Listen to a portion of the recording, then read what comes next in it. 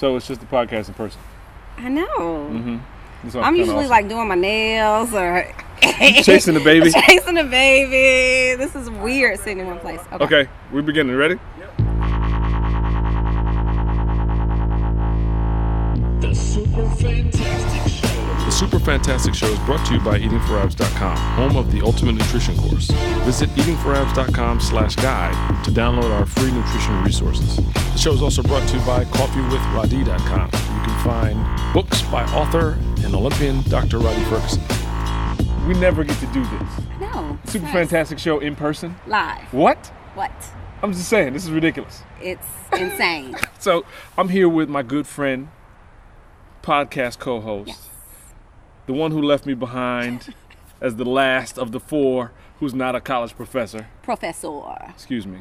I'm with Jada Wright Nichols. She is a doula and lactation specialist and a woman's health specialist. And feel free to throw another title on if you like. Just stuff. All of it. So you're here, North Yes. Carolina, and you're here for an international breastfeeding conference. Correct. And it has to do with feminism and also all Breastfeeding types of, and feminism. Yes. What did you learn? Oh, plenty. Mostly that we have so much work to do in breastfeeding and in feminism. So just trying to rally the troops, get women on a similar page, get healthcare providers on a similar page, and the community legislators on the same page. It's pretty amazing that today the ACA vote didn't happen. So looks like we're going to be able to keep some of the wonderful aspects of the healthcare law that have benefited a lot of nursing women. So with the ACA, women are guaranteed breast pumps. Women are guaranteed... That's federally funded? Federally funded.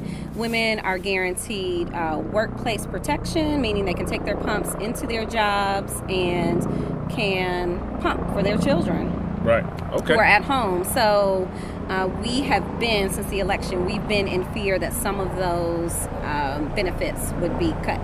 Right. So we had a great day today. That's great. So you know my wife and I have kids. Jamie, love Jamie. 2 out of the 3 were breastfed. Okay.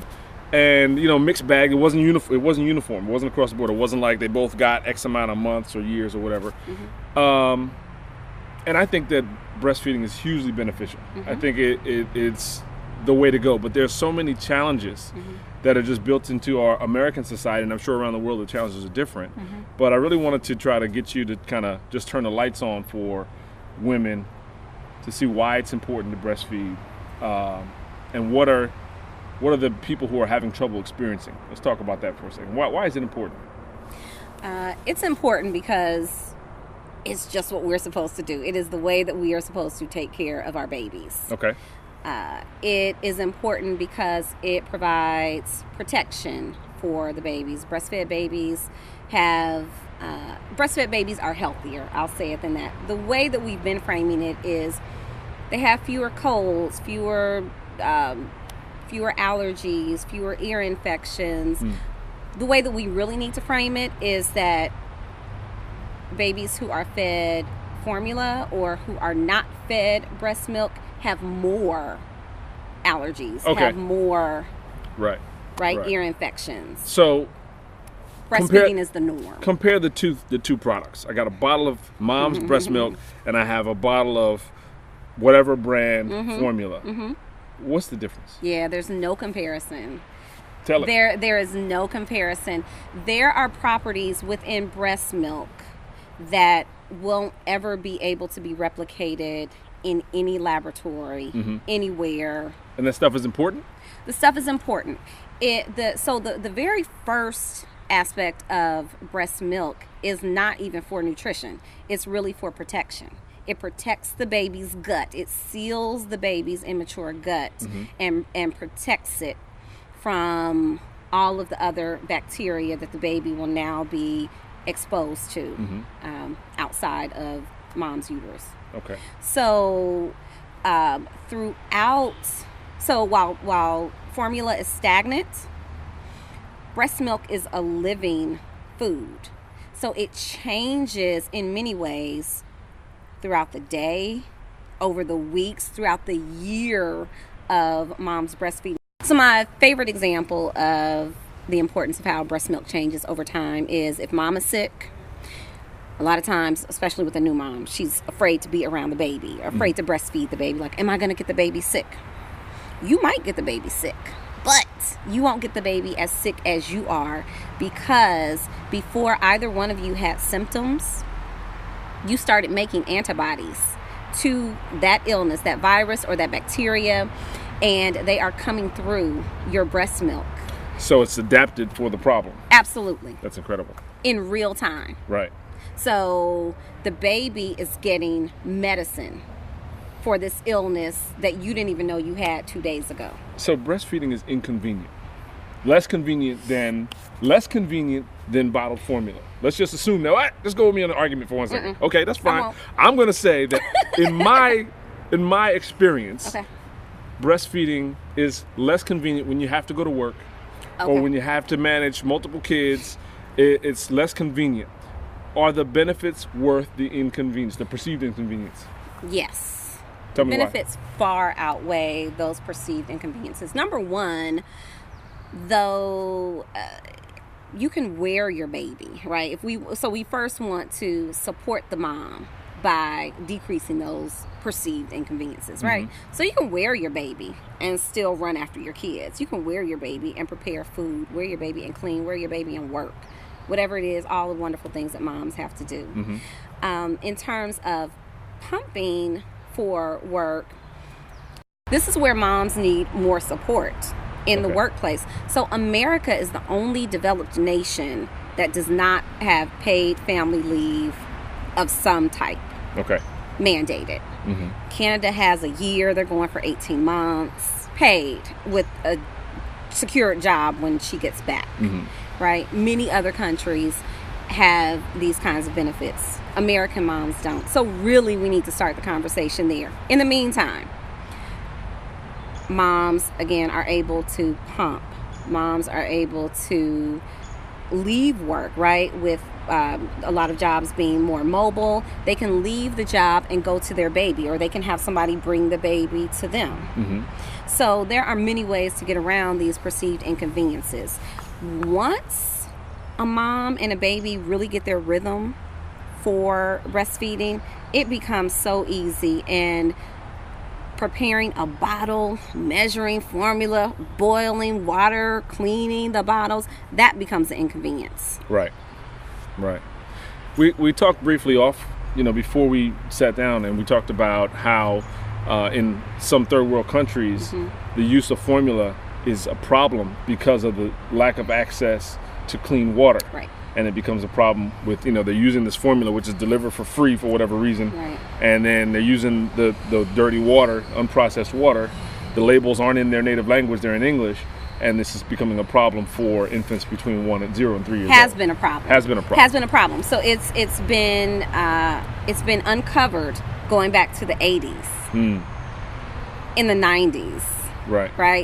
And it's still happening today. So it's a problem that is not going away as long as this corporate greed is allowed to exist. Okay. All right. So as you see the change you'd like to see via the conference and whatever lobbying they're doing, you'd like to see what change federally done? What is there some type of regulating or deregulating or something that we're looking for? Formula? Yeah.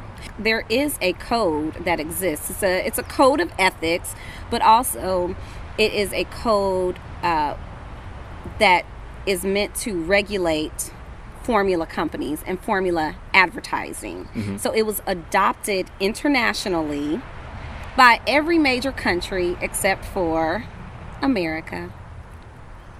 And it prohibits formula companies from marketing directly to mothers by using a baby on the label, by touting that it is as good as breast milk.